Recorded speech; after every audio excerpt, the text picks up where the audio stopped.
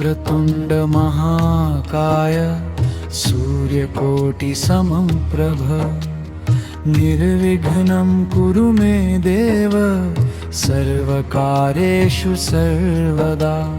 शुक्लाम्बरधरं देवं शशिवर्णं चतुर्भुजं प्रसन्नवदनं ध्यायेत् सर्वविघ्नोपशान्तये।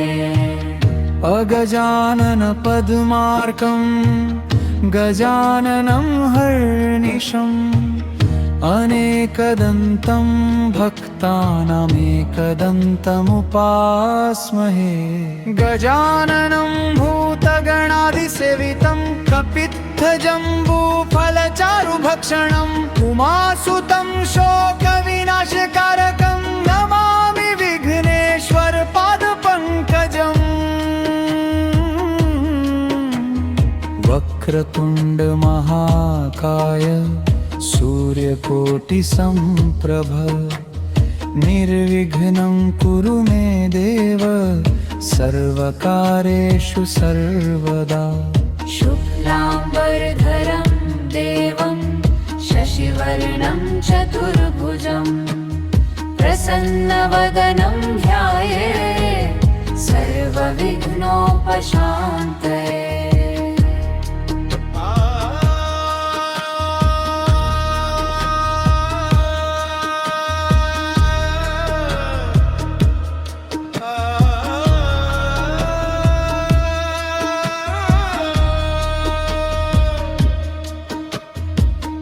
अगजानन पद्मार्कं गजाननं हर्निशम् अनेकदन्तं भक्तानामेकदन्तमुपास्महे।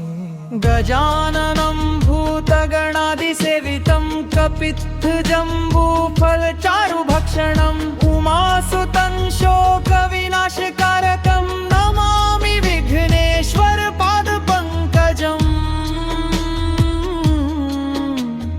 वक्रतुण्ड महाकाय सूर्यकोटि समप्रभ निर्विघ्नं कुरु मे देव सर्वकार्येषु सर्वदा। शुक्लाम्बरधरं देवं शशिवर्णं चतुर्भुजं प्रसन्नवदनं ध्यायेत् सर्वविघ्नोपशान्तये। अगजानन पद्मार्कं गजाननं हर्निशम् अनेकदन्तं भक्तानामेकदन्तमुपास्महे। गजाननं भूतगणादिसेवितं कपित्थजम्बूफलचारुभक्षणम् उमासुतं शोकविनाशकारकं नमामि विघ्नेश्वर पादपङ्कजम्। वक्रतुण्ड महाकाय सूर्यकोटि समप्रभ निर्विघ्नं कुरु मे देव सर्वकार्येषु सर्वदा। शुक्लाम्बरधरं देवं शशिवर्णं चतुर्भुजं प्रसन्नवदनं ध्यायेत् सर्वविघ्नोपशान्तये।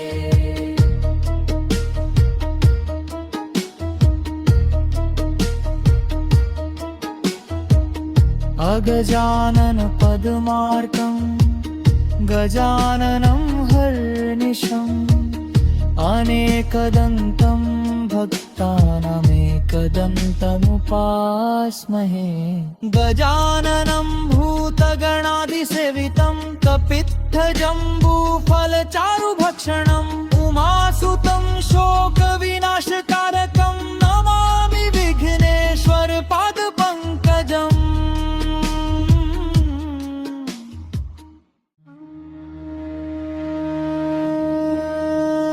वक्रतुण्ड महाकाय सूर्यकोटि समप्रभ निर्विघ्नं कुरु मे देव सर्वकार्येषु सर्वदा।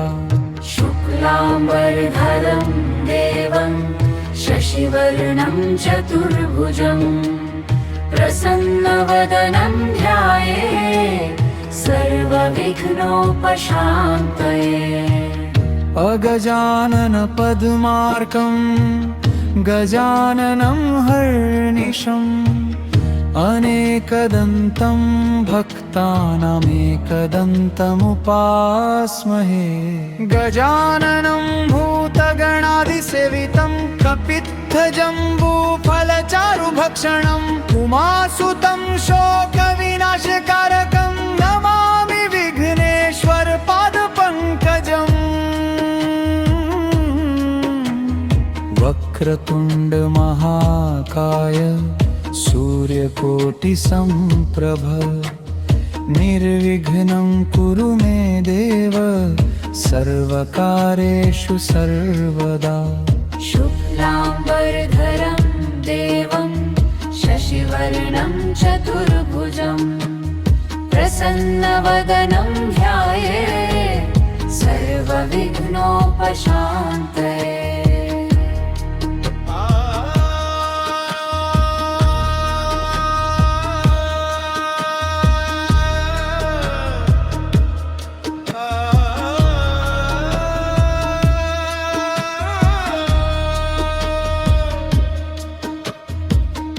अगजानन पद्मार्कं गजाननं हर्निशम् अनेकदन्तं भक्तानामेकदन्तमुपास्महे गजाननं भूतगणादिसेवितं कपित्थजम्बूफलचारुभक्षणम् उमासुतं शोकविनाशकारकं नमामि विघ्नेश्वर पादपङ्कजम्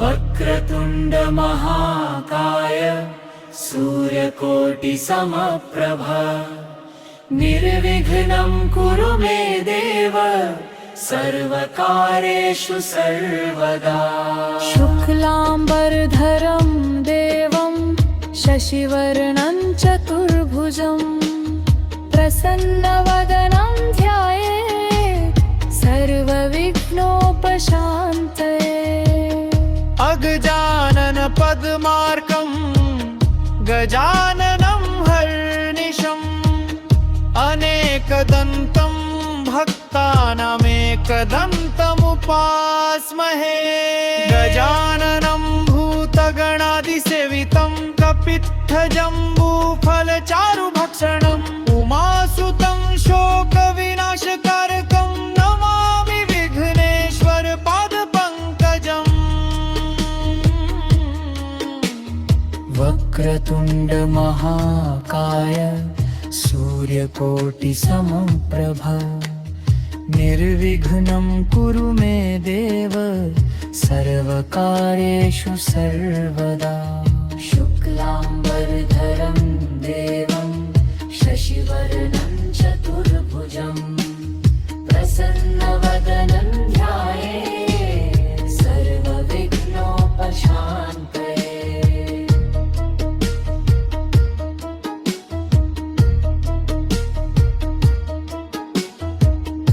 अगजानन पद्मार्कं गजाननं हर्निशम् अनेकदन्तं भक्तानामेकदन्तमुपास्महे गजाननं भूतगणादिसेवितं कपित्थजम्बूफलचारुभक्षणम् उमासुतं शोकविनाशकारकं नमामि विघ्नेश्वर पादपङ्कजम्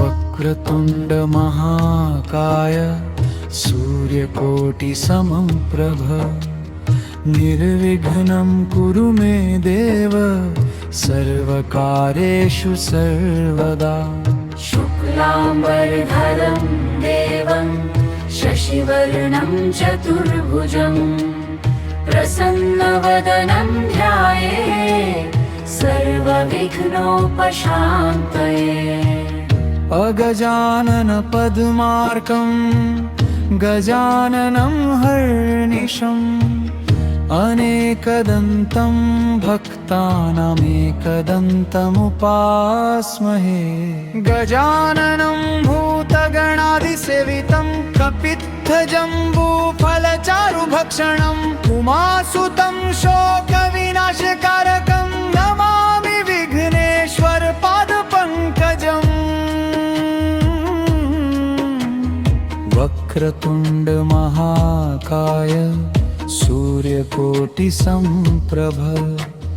निर्विघ्नं कुरु मे देव सर्वकार्येषु सर्वदा शुक्लाम्बरधरं देवं शशिवर्णं चतुर्भुजं प्रसन्नवदनं ध्यायेत् सर्वविघ्नोपशान्तये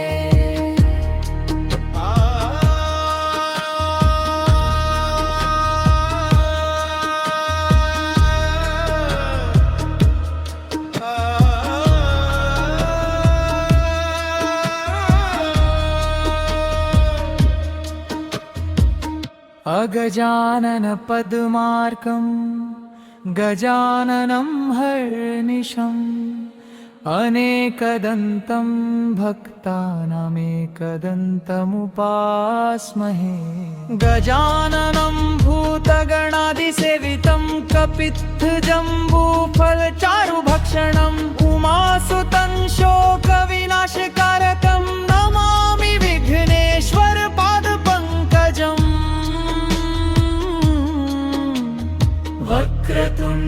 वक्रतुण्डमहाकाय सूर्यकोटिसमप्रभ निर्विघ्नं कुरु मे देव सर्वकार्येषु सर्वदा शुक्लाम्बरधरं देवं शशिवर्णं चतुर्भुजं प्रसन्नवदनं ध्यायेत् सर्वविघ्नोपशान्तये अगजानन पद्मार्कं गजाननं हर्निशम् अनेकदन्तं भक्तानामेकदन्तमुपास्महे गजाननं भूतगणादिसेवितं कपित्थजम्बूफलचारुभक्षणम् उमासुतं शोकविनाशकारकं नमामि विघ्नेश्वरपादपङ्कजम्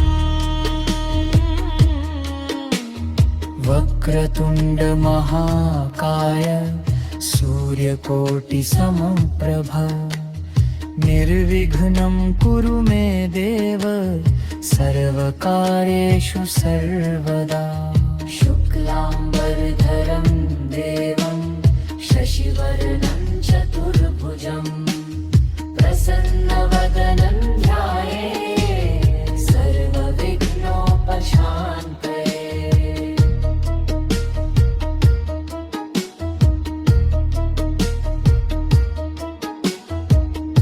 अगजानन पद्मार्कं गजाननं हर्निशम् अनेकदन्तं भक्तानामेकदन्तमुपास्महे गजाननं भूतगणादिसेवितं कपित्थजम्बूफलचारुभक्षणम् उमासुतं शोकविनाशकारकं नमामि विघ्नेश्वरपादपङ्कजम्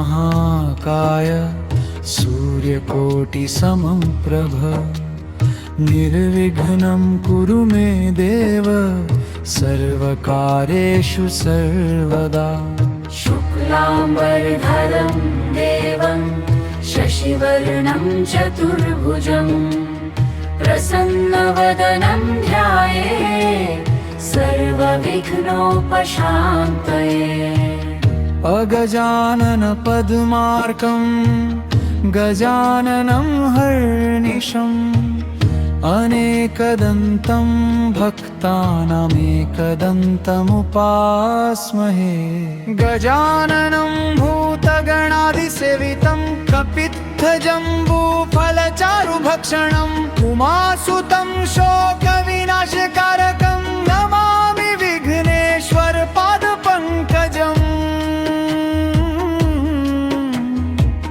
वक्रतुण्ड महाकाय सूर्यकोटिसम्प्रभ निर्विघ्नं कुरु मे देव सर्वकार्येषु सर्वदा।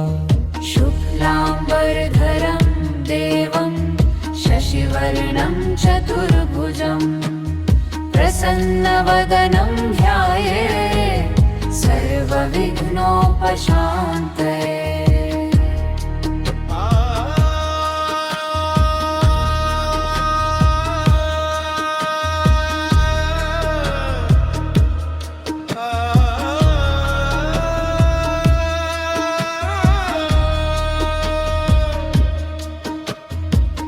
अगजानन पद्मार्कं गजाननं हर्निशम् अनेकदन्तं भक्तानामेकदन्तमुपास्महे। गजाननं भूतगणादिसेवितं कपित्थजम्बूफलचारुभक्षणम् उमासुतं शोकविनाशकारकं नमामि विघ्नेश्वर पादपङ्कजम्। वक्रतुण्ड महाकाय सूर्यकोटिसमप्रभ निर्विघ्नं कुरु मे देव सर्वकार्येषु सर्वदा। शुक्लाम्बरधरं देवं शशिवर्णं चतुर्भुजं प्रसन्नवदनं ध्यायेत् सर्वविघ्नोपशान्तये। अगजानन पद्मार्कं गजाननं हर्निशम् अनेकदन्तं भक्तानामेकदन्तमुपास्महे। गजाननं भूतगणादिसेवितं कपित्थजम्बूफलचारुभक्षणम् उमासुतं शोकविनाशकारकं नमामि विघ्नेश्वर पादपङ्कजम्। वक्रतुण्ड महाकाय सूर्यकोटिसमप्रभ निर्विघ्नं कुरु मे देव सर्वकार्येषु सर्वदा। शुक्लाम्बरधरं देवं शशिवर्णं चतुर्भुजं प्रसन्नवदनं ध्यायेत् सर्वविघ्नोपशान्तये।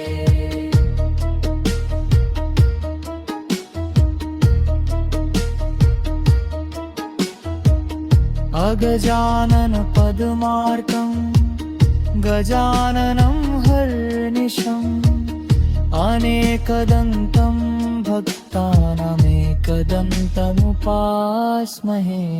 गजाननं भूतगणादिसेवितं कपित्थजम्बूफलचारुभक्षणम् उमासुतं शोकविनाशकारकं नमामि विघ्नेश्वर पादपङ्कजम्।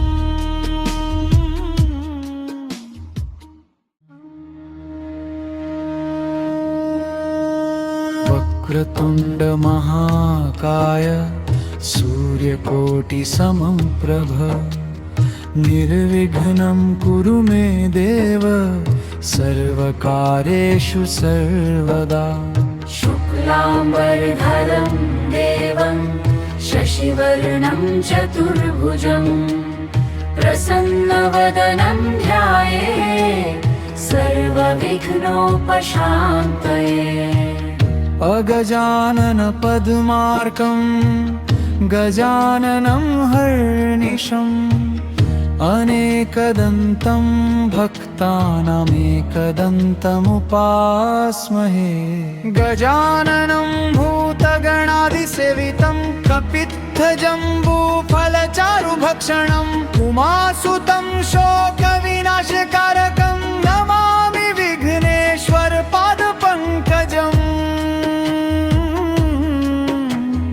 वक्रतुण्ड महाकाय सूर्यकोटिसम्प्रभ निर्विघ्नं कुरु मे देव सर्वकार्येषु सर्वदा। शुक्लाम्बरधरं देवं शशिवर्णं चतुर्भुजं प्रसन्नवदनं ध्यायेत् सर्वविघ्नोपशान्तये।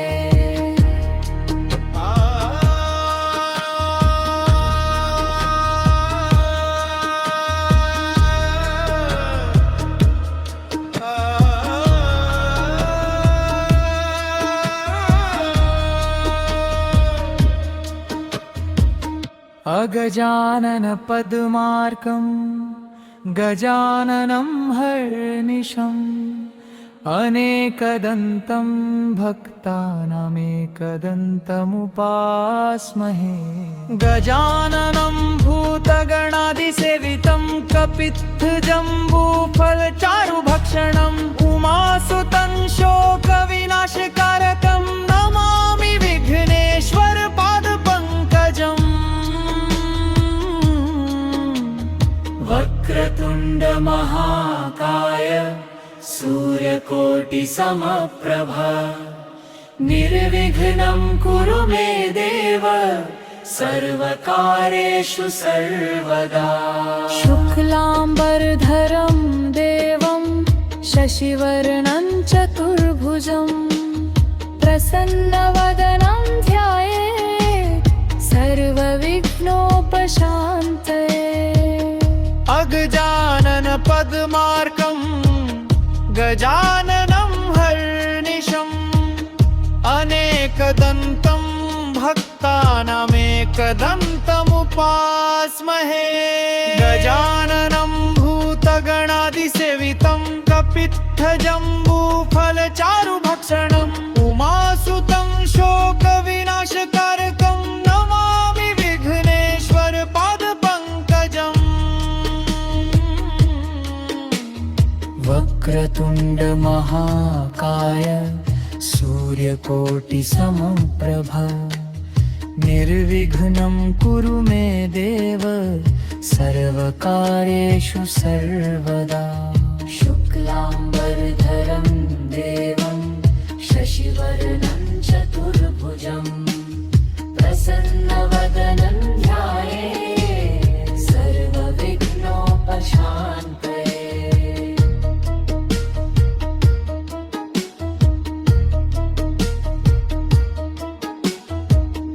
अगजानन पद्मार्कं गजाननं हर्निशम् अनेकदन्तं भक्तानामेकदन्तमुपास्महे। गजाननं भूतगणादिसेवितं कपित्थजम्बूफलचारुभक्षणम् उमासुतं शोकविनाशकारकं नमामि विघ्नेश्वर पादपङ्कजम्।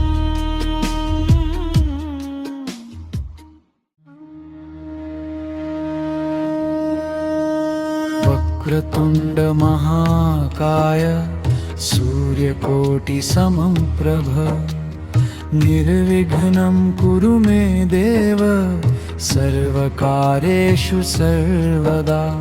शुक्लाम्बरधरं देवं शशिवर्णं चतुर्भुजं प्रसन्नवदनं ध्यायेत् सर्वविघ्नोपशान्तये। अगजानन पद्मार्कं गजाननं हर्निशम् अनेकदन्तं भक्तानामेकदन्तमुपास्महे। गजाननं भूतगणादिसेवितं कपित्थजम्बूफलचारुभक्षणम् उमासुतं शोकविनाशकारकं नमामि विघ्नेश्वर पादपङ्कजम्। वक्रतुण्ड महाकाय सूर्यकोटिसमप्रभ निर्विघ्नं कुरु मे देव सर्वकार्येषु सर्वदा। शुक्लाम्बरधरं देवं शशिवर्णं चतुर्भुजं प्रसन्नवदनं ध्यायेत् सर्वविघ्नोपशान्तये।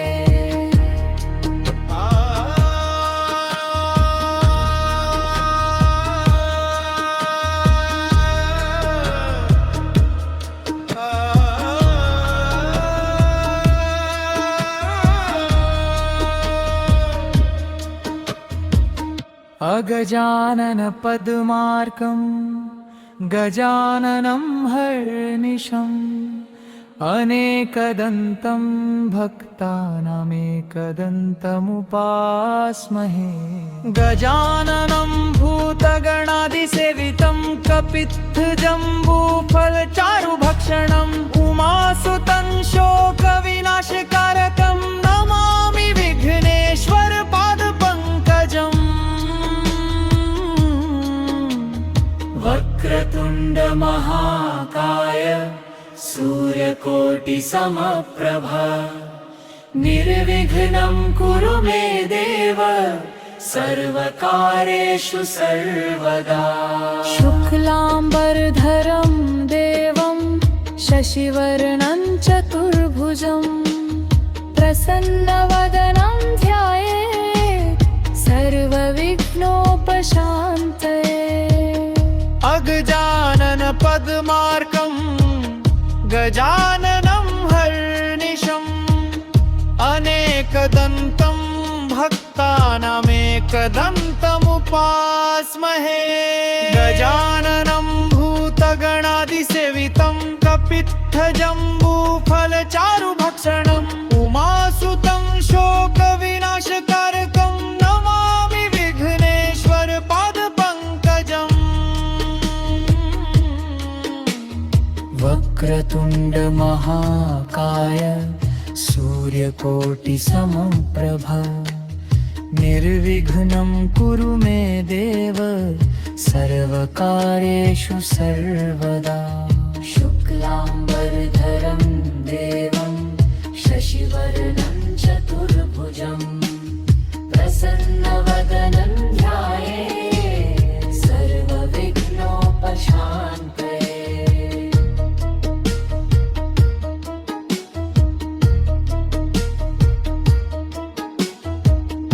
अगजानन पद्मार्कं गजाननं हर्निशम् अनेकदन्तं भक्तानामेकदन्तमुपास्महे गजाननं भूतगणादिसेवितं कपित्थजम्बूफलचारुभक्षणम् उमासुतं शोकविनाशकारकं नमामि विघ्नेश्वर पादपङ्कजम्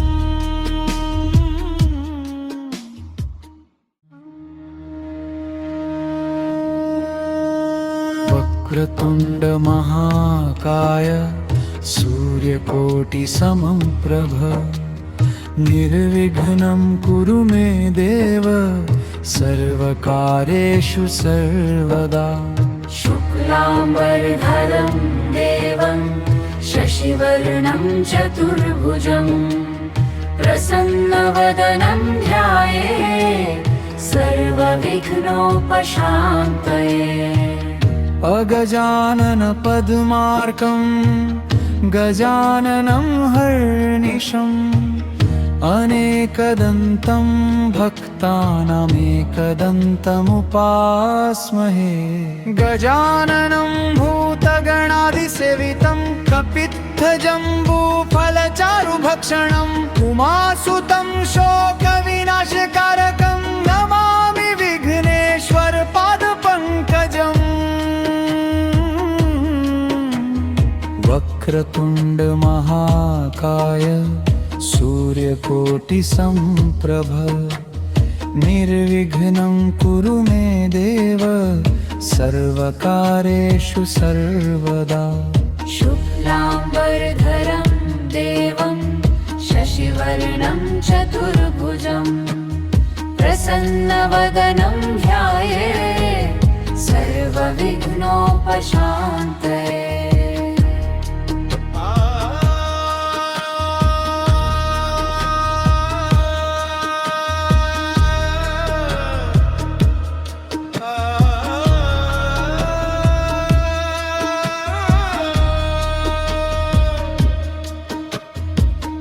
अगजानन पद्मार्कं गजाननं हर्निशम् अनेकदन्तं भक्तानामेकदन्तमुपास्महे गजाननं भूतगणादिसेवितं कपित्थजम्बूफलचारुभक्षणम् उमासुतं शोकविनाशकारकं नमामि विघ्नेश्वर पादपङ्कजम्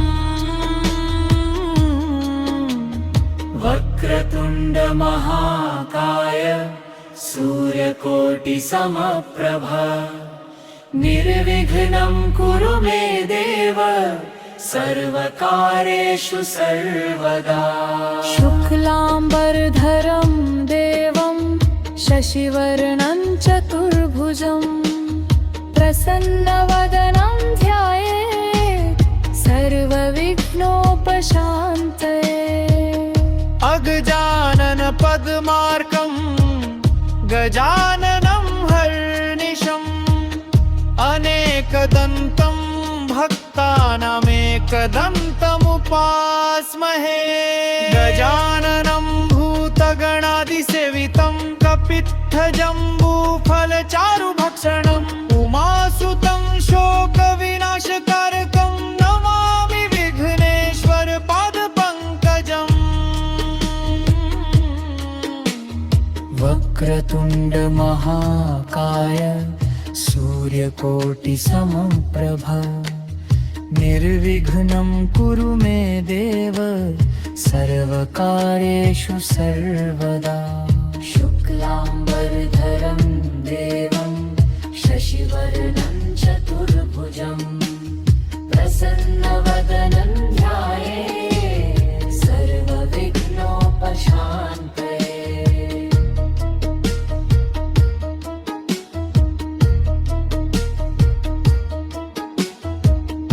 अगजानन पद्मार्कं गजाननं हर्निशम् अनेकदन्तं भक्तानामेकदन्तमुपास्महे गजाननं भूतगणादिसेवितं कपित्थजम्बूफलचारुभक्षणम्